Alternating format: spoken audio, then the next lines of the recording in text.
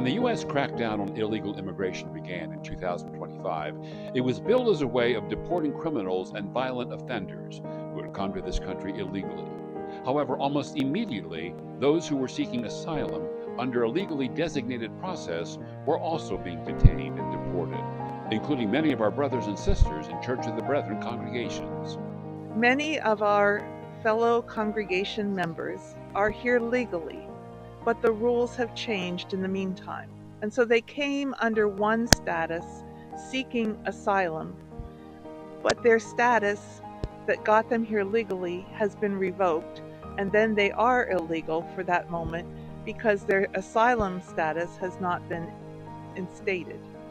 And so we are working to serve the needs of people who came here legally and then found themselves in an illegal situation. Our brethren, they are afraid to go to church. They are unable to go to work. They are unable to go grocery shopping, unable to go to school. A lot of kids are now unable to attend their classes because they don't have the documents. As of the beginning of December 2025, some 20 members of Brethren congregations have been detained in Virginia, Florida, Pennsylvania, Ohio, Nevada, and California, 12 of them deported to countries where conditions were determined to be unlivable, including several from a predominantly Haitian congregation in Florida, pastored by John LaFontaine. Active members in my congregation. Today, one brother is my Sunday school teacher. They got him Friday morning. Regardless of how these new brethren arrived here, many of them joined our congregations in part because of our history of support for immigrants and refugees, and the historic Brethren commitment to community and mutual support for our members. Now those beliefs that we hold as brethren are being tested by a government policy that many brethren feel lacks the repeated biblical references in both the Old and New Testaments toward welcoming the refugee and the immigrant among us. I was a stranger, and you welcomed me, the words of Jesus. The foreigner residing among you must be treated as your native born. Love them as yourself, for you were foreigners in Egypt, from Leviticus. With that in mind, 4 Church of the Brethren districts established and funded a program called the Deportation Defense Response, in conjunction with the church's Intercultural Ministries Office and On Earth Peace, to help our brothers and sisters caught up in this legal nightmare of fear and uncertainty. In addition to offering education and prayer support for our brothers and sisters, On Earth Peace also invited brethren to contribute toward a legal and mutual aid fund to support those brethren who have been arrested, with grants to help cover legal expenses and provide financial support for families who have lost income when someone is detained and deported.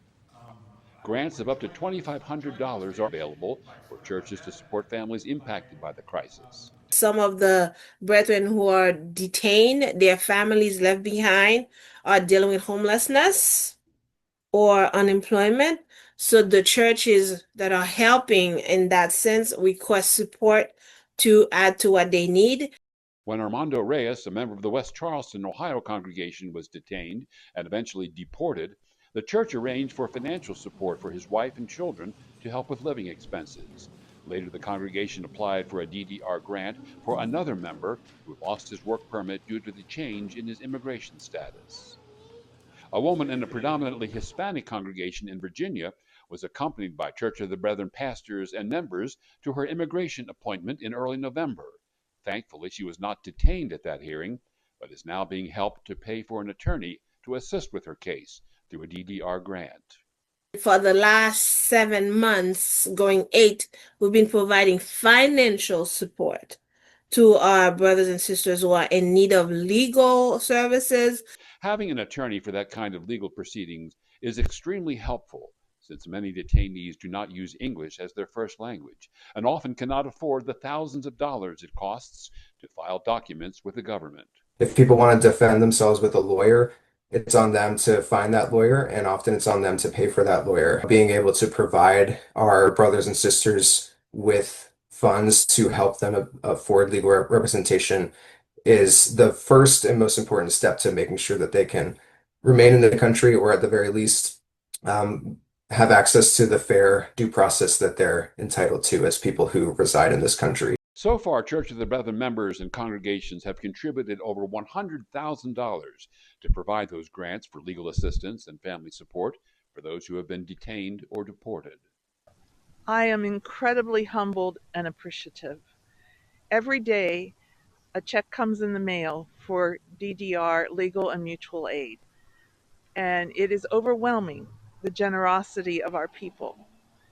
However, that generosity has met some needs. We have had 75 grant requests, of which we have met 55 because we do not have the funds, and the need is growing and ongoing. On Earth Peace has challenged us to raise $150,000 more dollars, making us meet $250,000 for aid. So we are now starting on our second chapter of fundraising because we need your support to continue helping and supporting the immigrants among us, our sisters and brothers in faith. The way our brothers and sisters from the Church of Brethren have opened their hearts to help financially and being a voice as well, my heart is really warmed to what we are truly doing as a church. Contributions can be made online or mailed to the Atlantic Southeast District, DDR, in the memo line. Because it makes the difference between food on the table or an empty dish for children. It means the difference between going to court by yourself or with legal support. It makes a difference, and we are grateful for your contributions and for your support.